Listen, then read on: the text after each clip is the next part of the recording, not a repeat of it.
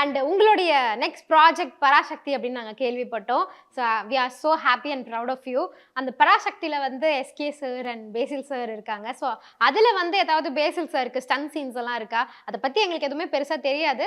But still ஏதாவது 1-2 விஷயங்கள் from Parasakthi.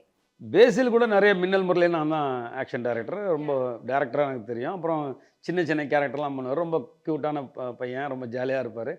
இதில் வந்து சேரும்போது இதாக இருந்தால் இது ஒரு நல்ல ஒரு மெயின் கேரக்டர் கொடுத்துருக்காங்க மேடம்.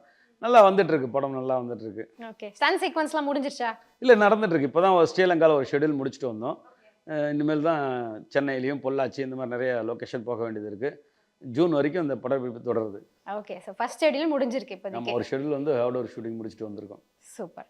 எல்லா ஃபைட் சீக்வன்ஸையும் வந்து நான் பார்த்து வச்சிருவேன். போயிட்டு தியேட்டர்ல எல்லாம் எங்கெங்க எப்படி எப்படி ஒர்க் அவுட் ஆயிருக்குல்ல பார்த்து திருப்பி நான் வேற ஒரு கொஸ்டினோட வருவேன்.